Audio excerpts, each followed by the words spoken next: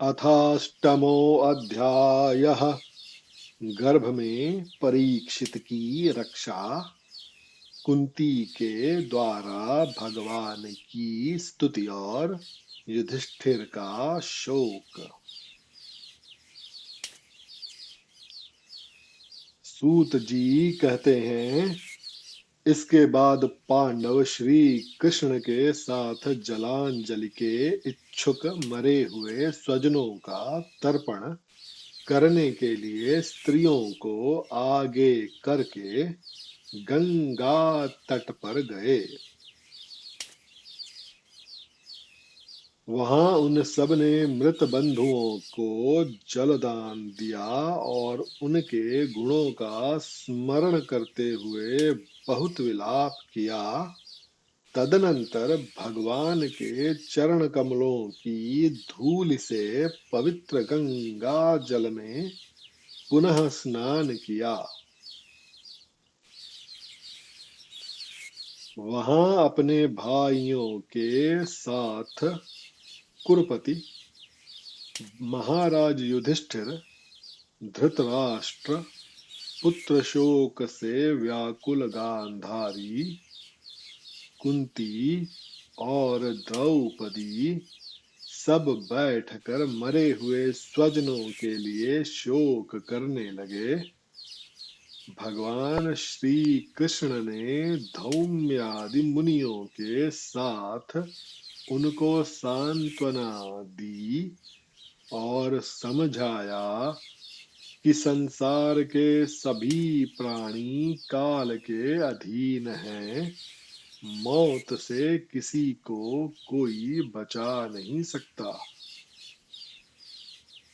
इस प्रकार भगवान श्री कृष्ण ने अजात शत्रु महाराज युधिष्ठिर को उनका वह राज्य जो धूर्तों ने छल से छीन लिया था वापस दिलाया तथा द्रौपदी के केशों का स्पर्श करने से जिनकी आयु क्षीण हो गई थी उन दुष्ट राजाओं का वध कराया। साथ ही युधिष्ठिर के द्वारा उत्तम सामग्रियों से तथा पुरोहितों से 3 अश्वमेध यज्ञ कराए। इस प्रकार युधिष्ठिर के पवित्र यश को 100 यज्ञ करने वाले इंद्र के यश की तरह सब ओर फैला दिया। इसके बाद भगवान श्री कृष्ण ने वहां से जाने का विचार किया। उन्होंने इसके लिए पांडवों से विदा ली और व्यास आदि ब्राह्मणों का सत्कार किया। उन लोगों ने भी भगवान का बड़ा ही सम्मान किया। तदनंतर सात्यकी और उद्धव के साथ द्वारका जाने के लिए वे रथ पर सवार हुए। उसी समय उन्होंने देखा कि उत्तरा भय से विह्वल होकर सामने से दौड़ी चली आ रही है। उत्तरा ने कहा, देवाधिदेव जगदीश्वर, आप महायोगी हैं। आप मेरी रक्षा कीजिए, रक्षा कीजिए। आपके अतिरिक्त इस लोक में मुझे अभय देने वाला और कोई नहीं है, क्योंकि यहाँ सभी परस्पर एक दूसरे की मृत्यु के निमित्त बन रहे हैं।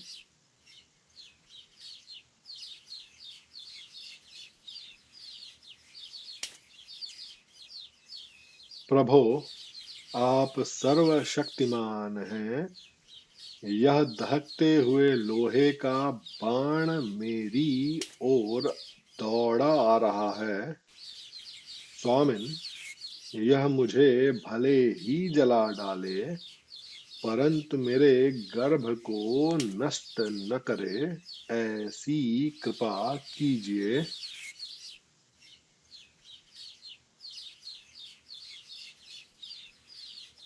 सूत जी कहते हैं, भक्तवत्सल भगवान श्री कृष्ण उसकी बात सुनते ही जान गए कि अश्वत्थामा ने पांडवों के वंश को निर्बीज करने के लिए ब्रह्मास्त्र का प्रयोग किया है।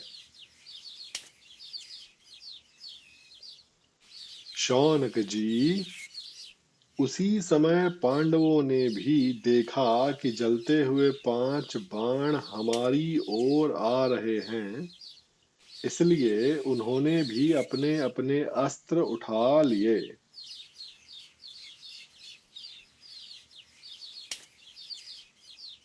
सर्वशक्तिमान भगवान श्री कृष्ण ने अपने अनन्य प्रेमियों पर, शरणागत भक्तों पर बहुत बड़ी विपत्ति आई जान कर अपने निज अस्त्र सुदर्शन चक्र से उन निज जनों की रक्षा की।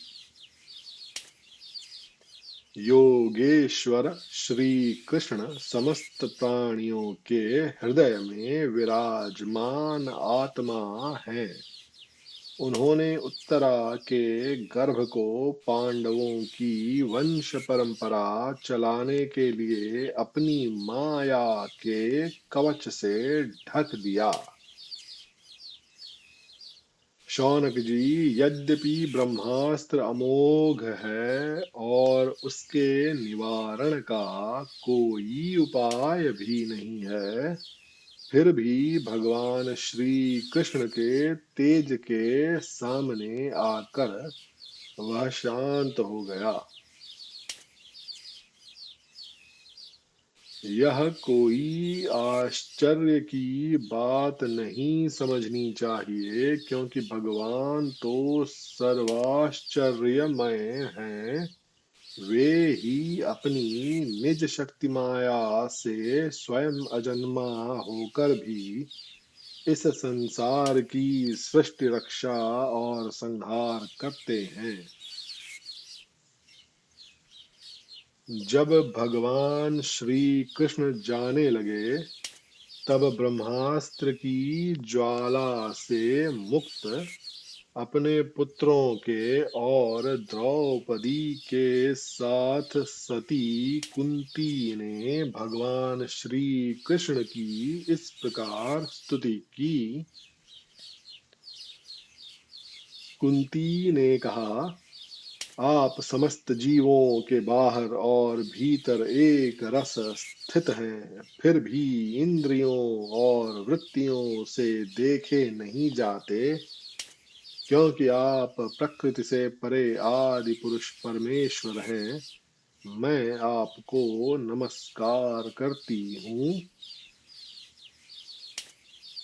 इंद्रियों से जो कुछ जाना जाता है, उसकी तह में आप विद्यमान रहते हैं और अपनी ही माया के पर्दे से अपने को ढके रहते हैं। मैं अबोध नारी आप अविनाशी पुरुषोत्तम को भला कैसे जान सकती हूँ।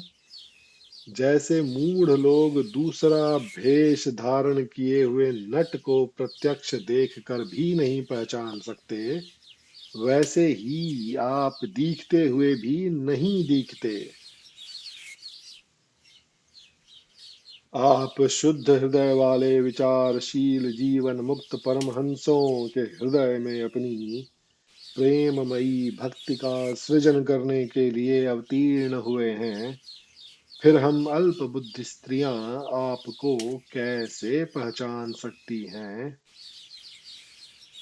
आप श्री कृष्ण वासुदेव देवकी नंदन नंद गोप के लाडले लाल गोविंद को हमारा बारंबार प्रणाम है,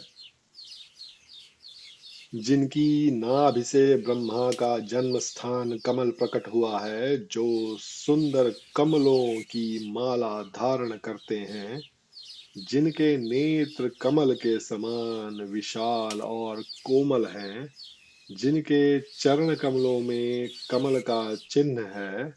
श्री कृष्ण ऐसे आपको मेरा बार बार नमस्कार है।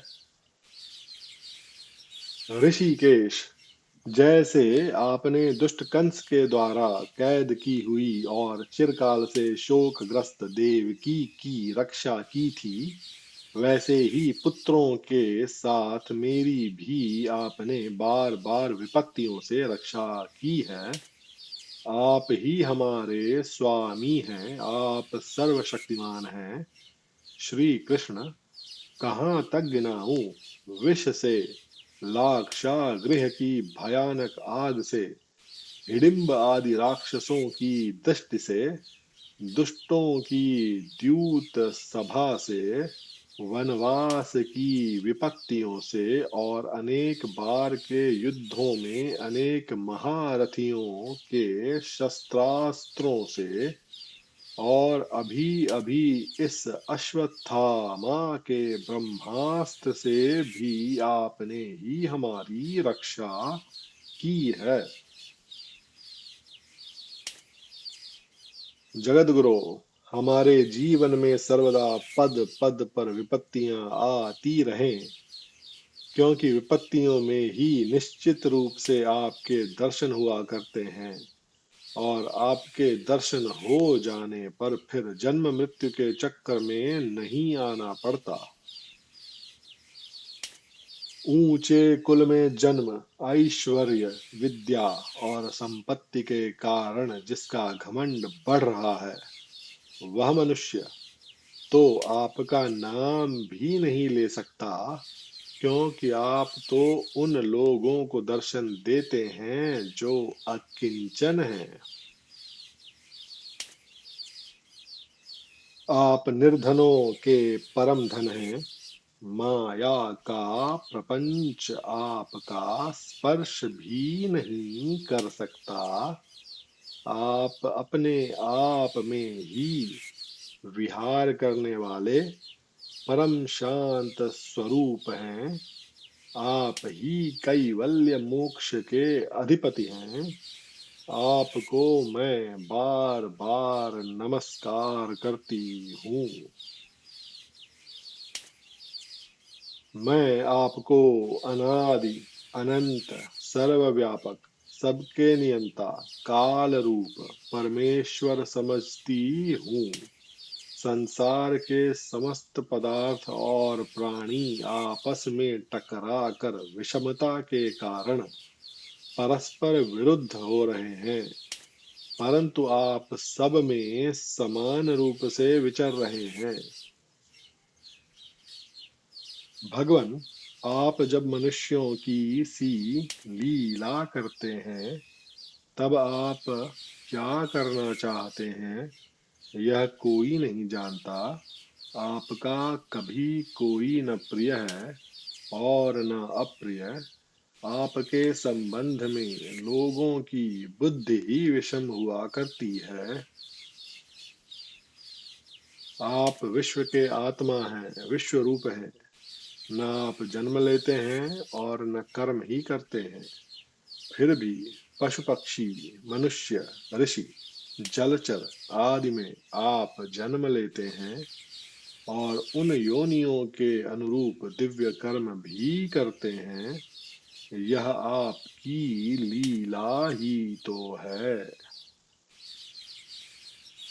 जब बचपन में आपने दूध की मटकी फोड़कर यशोदा मैया को खिझा दिया था और उन्होंने आपको बांधने के लिए हाथ में रस्सी ली थी, तब आपकी आंखों में आंसू छलक आए थे।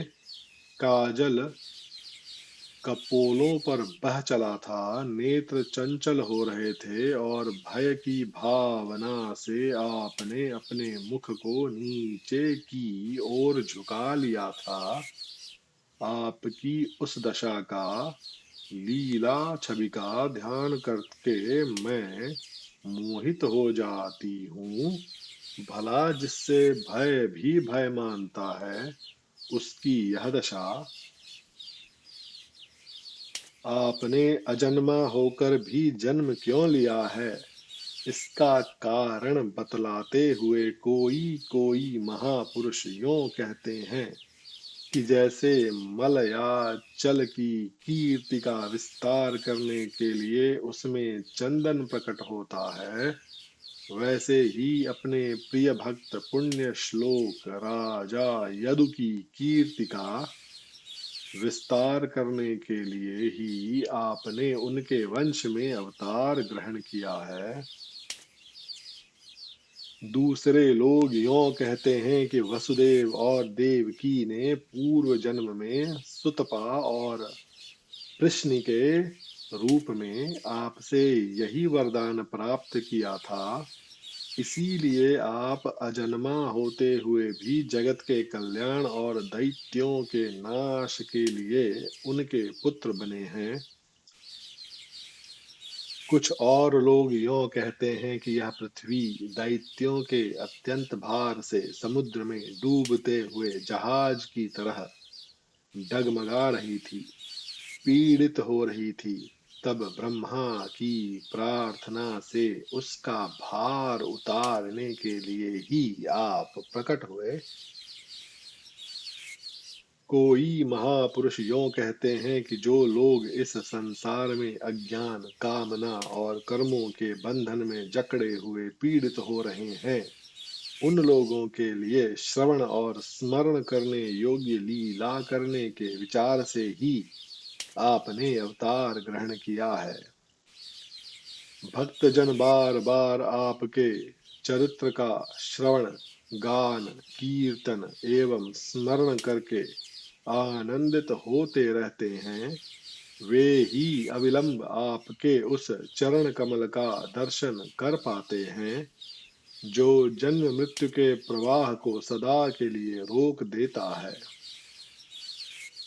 भक्तवांछा कल्पतरु प्रभो, क्या अब आप अपने आश्रित और संबंधी हम लोगों को छोड़कर जाना चाहते हैं? आप जानते हैं कि आपके चरण कमलों के अतिरिक्त हमें और किसी का सहारा नहीं है। पृथ्वी के राजाओं के तो हम यों ही विरोधी हो गए हैं। जैसे जीव के बिना इंद्रियां शक्तिहीन हो जाती हैं, वैसे ही आपके दर्शन बिना यदुवंशियों के और हमारे पुत्र पांडवों के नाम तथा रूप का अस्तित्व ही क्या रह जाता है।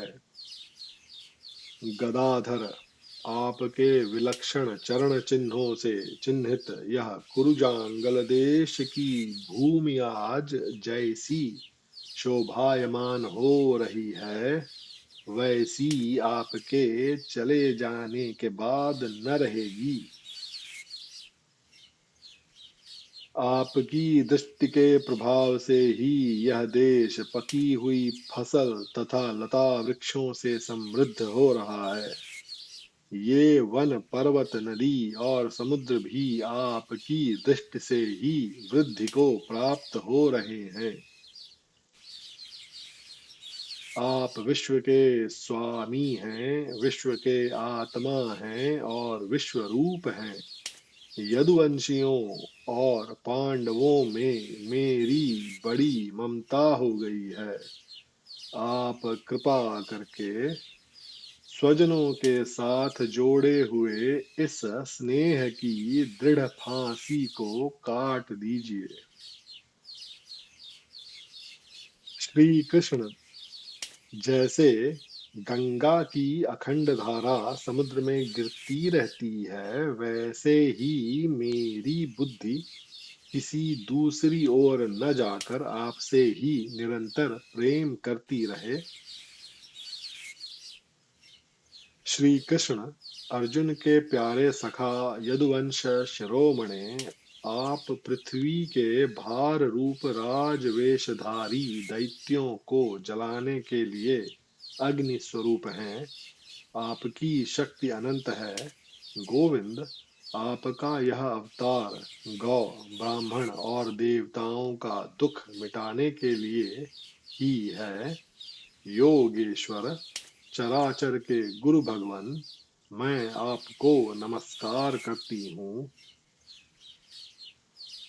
सूत जी कहते हैं, इस प्रकार कुंती ने बड़े मधुर शब्दों में भगवान की अधिकांश लीलाओं का वर्णन किया। यह सब सुनकर भगवान श्री कृष्ण अपनी माया से उसे मोहित करते हुए से मंद मंद मुस्कराने लगे।